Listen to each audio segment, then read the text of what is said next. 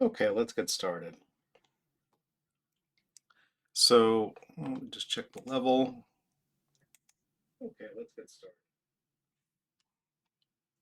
So let me just check the level.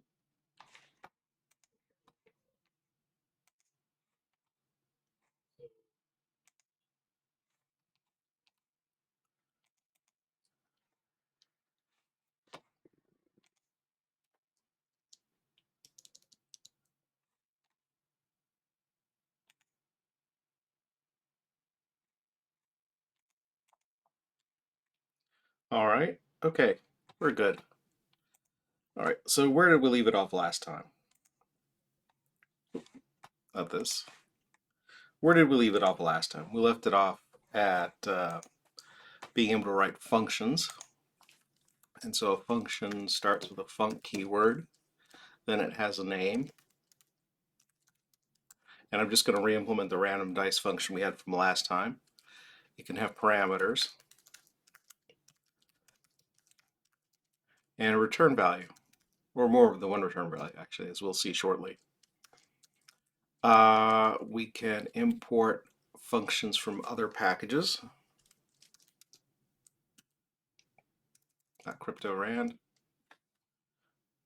mathrand.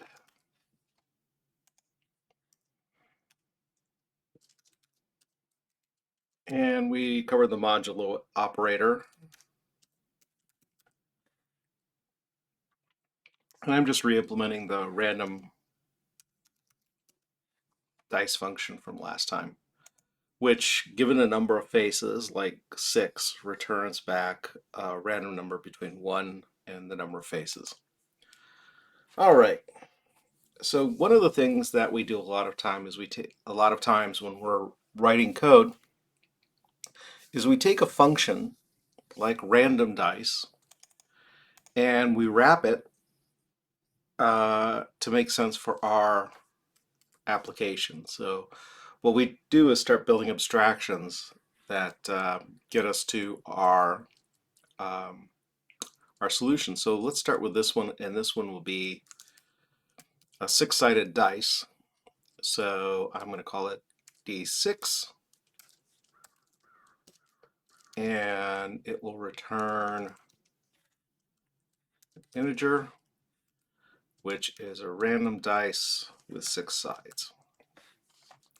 So now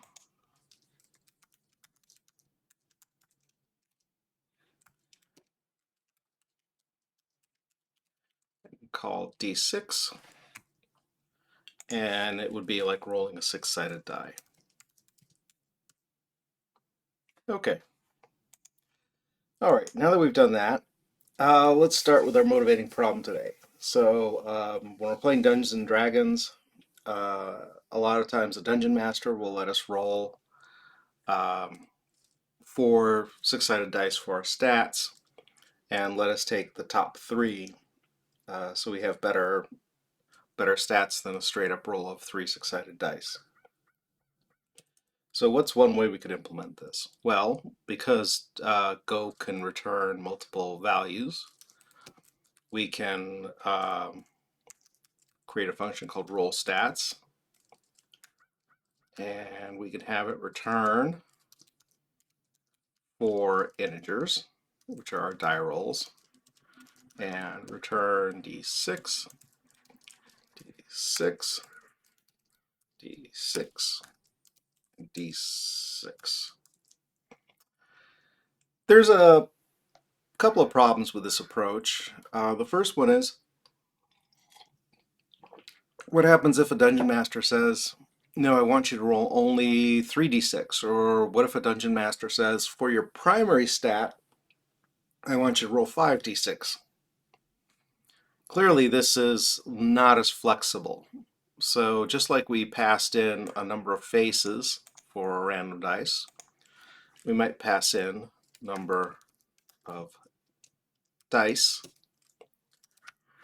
here, and instead of returning back integers like this, where we have a fixed number of return values, we want to say, I want an arbitrary number of return values. And we do this by returning a slice. a slice is an ordered list of things. So we're going to, and it's denoted by the square brackets in front of the type of thing in the slice. So this is saying I'm going to return a slice of ints. Now, how do we make a slice? Well, there is a make function, and we'll call the variable that we return a result. And we can make a slice of ints. So this is telling make that we want a slice of ints. And we want how many in the slice? We want number of dice in the slice. Okay. And we could return that result. Now, there is nothing in the slice. So we have a slice of 6. Yes, let's say, for example, we pass in 4. So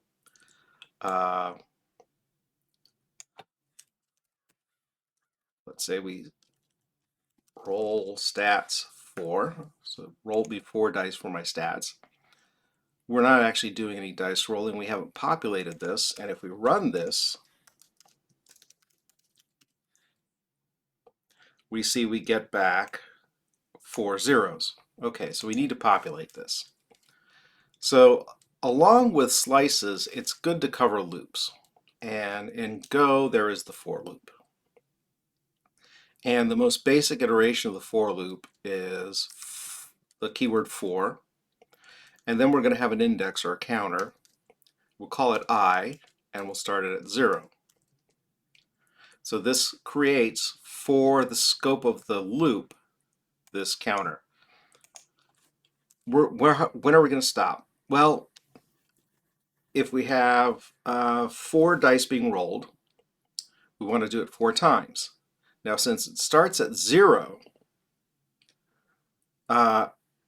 we can just say I less the number of dice. Why does this work? Because since we're counting from 0, let's say the number of dice is 4. So the first time I will be 0, the second time through I will be 1, the third time through I will be 2, and the fourth time through I will be 3. So the fifth time through I will be 5. 5 is not less than number of dice. I'm sorry, I will be 4. 4 is not less than 4, and we'll exit the loop. It may be a little bit confusing for people who are new to programming to think about counting starting from 0. But it's the way most programmers count in most languages, with a few notable exceptions like BASIC and languages like Ada that allow you to start indices for slices, or sorry, arrays at any number. So we have number of dice, and every time through the loop, we're going to increment I by 1, which is abbreviated as I plus plus. So what this is saying is for I equals 0, so starting at 0, while the following is true, I is less the number of dice. So for the values 0, 1, 2, 3, do the stuff in the loop and increment I every time through. So we're going to go ahead and do the stuff in the loop. So now if we want to set the value of a slice member, we use the notation of square brackets to denote that where in the slice we want to set a value, and we set the value. So now let's go ahead and run this.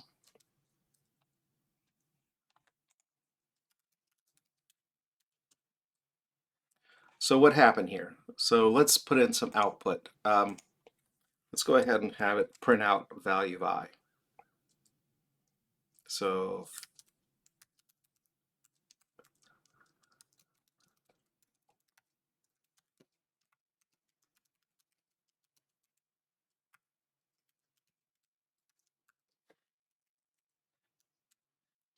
if we do this, we run it again,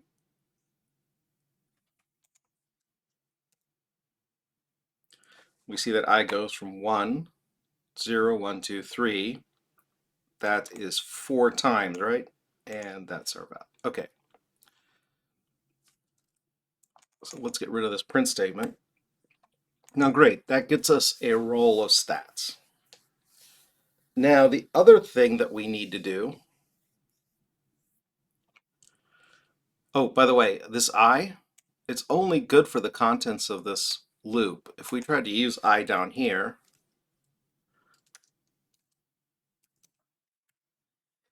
we see that we get the red squiggly because I isn't declared, isn't available outside the scope of that loop. Okay. So now, once we have a die roll, we need to calculate the value of the statistic, which is the sum of the best three. So let's pretend for right now that we did have the rolls in sorted order. So we had the largest value first, the second largest value next, etc. So let's just pretend we have it, and we're going to create a func called sum roll. So this will return back. So given a roll, and it's a slice of integers, right? We're going to return back an integer, which is the sum of the first three integers. So we're going to head and return roll 0 plus roll 1 plus roll 2. Okay. So let's go ahead and take this for a spin. So we're going to say stat is equal to roll stats, and we're going to use 4 dice. And then we're going to just sum it.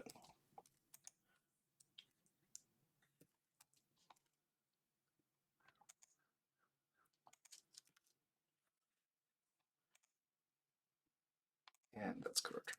So we're going to go ahead and just roll the stats and get the sum. Okay. Great. Okay, so that's working. Now, and this is something you'll see a lot of times when you're writing code, is I don't have the solution to all the problems in my code, but I have the solution to some of the problems. So I'll implement what I can and then come back to sometimes the harder portions when I've taken care of some of the simpler portions. So now let's work on the sort part. So here we want to go ahead and sort the roll. And what we'll do is we'll change the roll in place, meaning we won't return back like a new slice with the sorted values. We'll take the existing values in the slice and we'll rearrange them. Now, one way to do a sort, which isn't perfect, but may serve our purposes for now, is to look at the two values. So the two consecutive values. So let's say, for example, we had 5. Let's say we had a slice of 5, or 5, 4, 1. Let's say 5, 1, 4, 7. Actually, that can't be. So 5, 1, 4, 6. Okay. So let's say we had 5, 1, 4, 6. We could start at 5 and 1 and say, is 5 larger than 1? Then, because it is, there's nothing to do. Then so at this point, we're looking at 5. The next time through the loop, we now move on to position 1.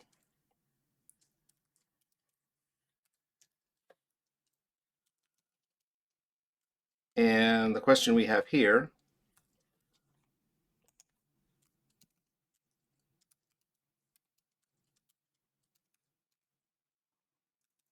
so let's phrase it this way. Is 5 less than 1?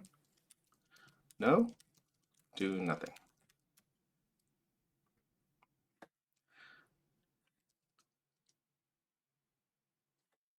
I should say, is 5 greater than 1? Yes. Do nothing.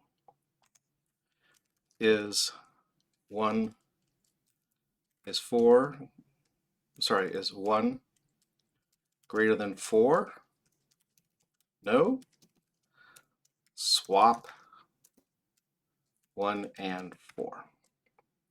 So in this case, we wind up with, and I'll just write it out here, 5, 4, 1, 6. And we've moved on to this location. So now we ask, is 1 greater than 6? No. Swap 1 and 6. Actually, let me say this, swap 1 and 6, and that is 1 and 2. Positions, indexes, 1 and 2. And these are indexes.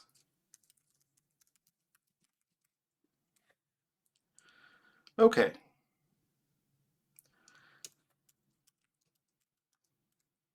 So now we have 5, 4, 6, 1. Okay.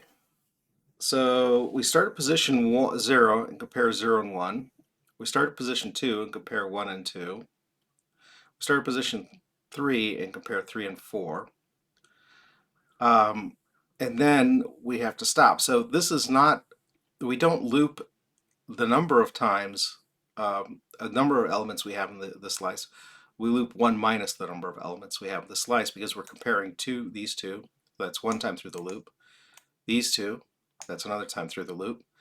And then these two, that's a third time through the loop. And then we need to start over. So now we're starting over at the beginning of the loop again, and we're looking at position 5. And because we did have to do a swap before, we do have to go through the loop again. So we say is 4 or is 5 greater than 4? Yes. Do nothing.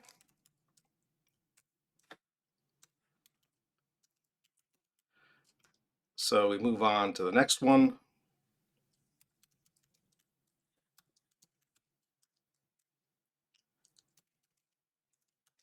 And we're looking now at 4. And we say is 4 greater than 6? No. Swap 4 and 6. And that is at indexes 1 and 2. Okay, and so as you can see, we keep doing this until we no longer have to swap. When we no longer have to perform a swap, we know we can exit the loop.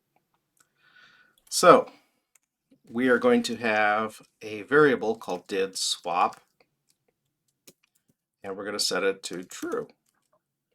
Because the first time through, we're going to assume that we have to go through the loop at least once, and we're going to use a different version of the for loop. This time, the for loop is going to look at a condition, which is a Boolean expression that evaluates a true or false. In this case, our expression is just the variable did swap.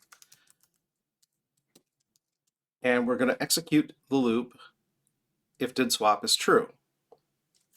Now, we do have to go through once, but here's the thing. We don't want to go through this loop forever. So the first thing we're going to do is assume we don't actually have to go through the loop again. So we're going into the loop once, but we're going to say we don't have to go through again at this point, as far as we can tell. Now we're going to use our for loop, our indexing for loop for I equals 0, I less than, and again, we're doing this 3 times. There are 4 elements in the loop. If there were 5 elements in the loop, we do it 4 times. If there were 6 elements in the loop, or 6 elements in the slice, we do it 5 times. So we're going to do the len, which is a built-in function of the slice that we're passing in with our dice rolls. Okay, so those are our dice rolls. We're going to get the length of those dice rolls, and we're going to do it for 1 less. So while I, our counter, is less than the number of rolls minus 1, so if there were 4 elements in this slice, we'd be going from I equals 0 to len of roll, which would be 4 minus 1, 3. So we'd be doing it for 0, I equals 0, I equals 1, and I equals 2. And then we're going to increment I. Okay. Now, we are going to check if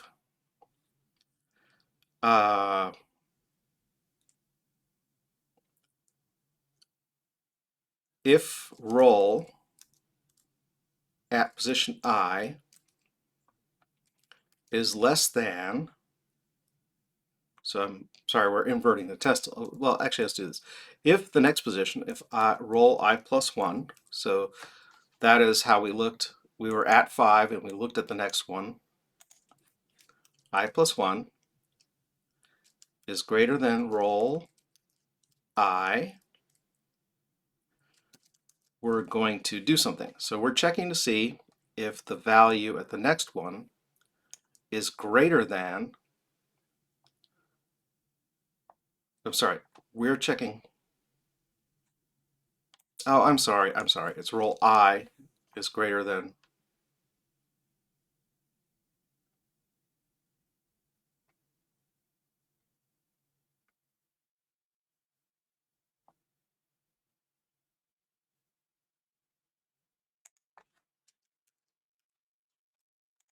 so we're checking to see that if the roll at I plus 1 is greater than the roll at I, so we're checking to see if 1 is greater than 5.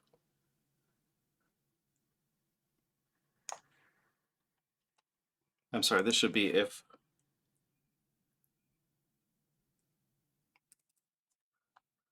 I had it backwards. I am so sorry. I hope that wasn't too confusing, but what we're checking to make sure is if the roll at I, so the roll at 5, the roll at 0, is greater than the roll at the next one, we do nothing.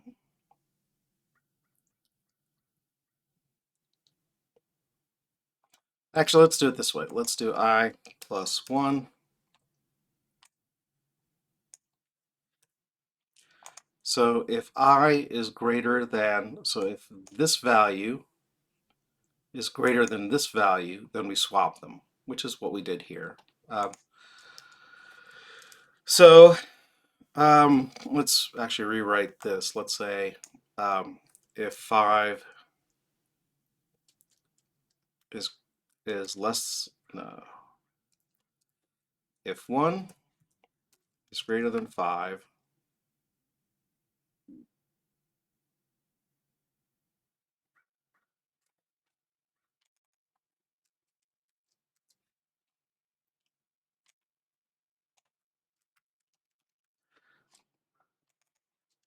so I'm just making sure we have this.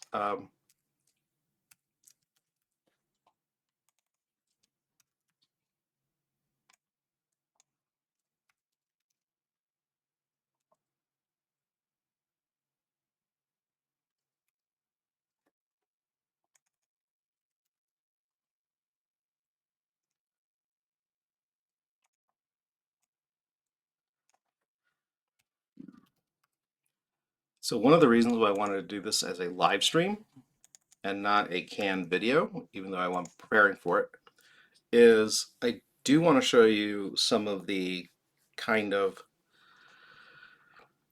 the kind of stuff that throws you for a second when you're programming, and not to get too bent out of shape about it. But anyway, here's our logic. So if the next value is greater than the current value, then we swap. Otherwise, if it's not true, then we don't swap. So let's go ahead and swap this now. So say roll I roll plus 1 is equal to roll I. So this will swap the two. And since we did have to do a swap, we set did swap equals true. So let's walk through this real quick. So we go through this once. Did swap equals true. So we're saying at least go through this once. While we swapped, let's assume we aren't swapping at all. So this will exit our loop if we don't actually do a swap. Now, for the number of elements in our slice minus 1, because we're looking at this pair, then this pair, then this pair, so that's 3. And we have a slice of 4. If we had a slice of 5, we would be looking at 4 pairs. So we're going from I to the length of the slice in terms of the number of elements, minus 1. And we're saying if the next value is greater than the current value, so as we move through the slice, if this value, if the next value, this value, is greater than the current value, then we swap them. So here, 1 is definitely not greater than 5, so there's nothing to do. However, in this case, 4 is greater than 1, so we swap them. Okay, so we do the swap. We set did swap to true, indicating we swapped on this loop. So when we get to this loop again, because did swap is now set to true, we will re-enter this for loop, and we'll set did swap equals to false. Now, if we go through the loop and all the values are in order, so we have 6, 5, 4, 1. At no point will we actually do a swap, because when we test, we test this pair. Is 5 greater than 6? No. Then we don't need to do anything. We test this pair. Is 4 greater than 5? No. We don't need to do anything. So we move on to this pair. Is 1 greater than 4? No. Then we don't need to do anything. Okay. So if we don't ever enter this if statement, we'll never set did swap back to true, and so it'll be false, and we'll exit this loop. So now let's add our sort roll in. So let's run it once again, and this time we'll print our stat.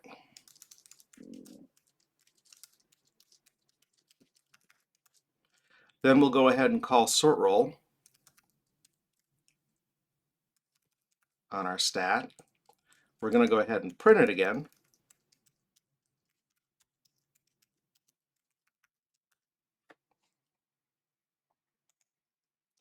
And then we'll print the sum. So let's go ahead and go run.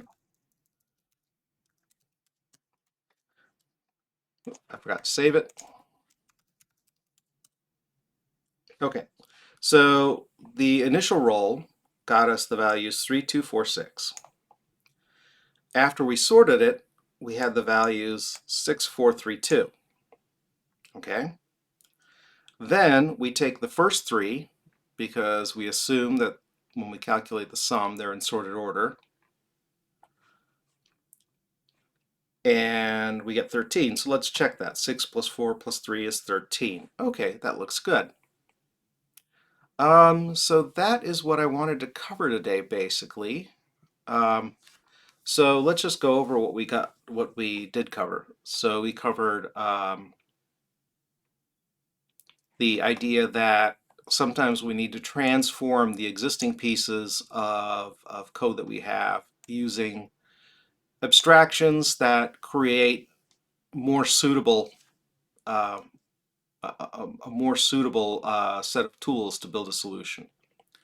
We covered the basic for loop, which lets us go from 0 up to a certain number of things, and the normal way we do this is by saying from 0 to 1, whatever it is, that counter, less than the number of things we want. So if this is 4, we go from 0 and we continue iterating while I is less than 4, incrementing I1 each time through. So for I equals 0, 1, and 2, and 3, which are 4 times through the loop, I is less than 4. When I gets to 4, we exit the loop. We went over slices and how they're indexed and how they're created, right? So we went over how they're indexed and how they're created. We implemented a sorting. We had some hiccups, but we implemented a sorting routine, which sorts the values. Now, generally speaking, you'll never use this sort in production code, but I wanted us to work through an algorithm together where we use the other form of the for loop, which is for some Boolean condition. And we had within that for loop another nested for loop, which was our basic counter for loop. And we went through our logic to develop logic to iterate through these and sort them in descending order. And here we roll our 4 dice for our statistics, and we see our die roll, our initial die roll. We sort it in decreasing order, and we see that there. And then we get the sum of the first 3 elements, which gives us our statistic. So if you're implementing, say, for example, a character generator for Dungeons and Dragons, this would allow you to roll so 4d6. If we wanted to, we could say 5d6. We got a very generous dungeon master. And now we've got great scores because now when we build our random values, we get a couple of 6s and a 4. That's pretty good. That's 16. Maybe our dungeon master says, yeah, on your principal stat, use 5. On all your other stats, use 4. But we have a very flexible way of doing this now. Okay, that's it for today. And that's all I wanted to cover. I was hoping to have a little bit of time for some nice output, but I will see you again on Thursday.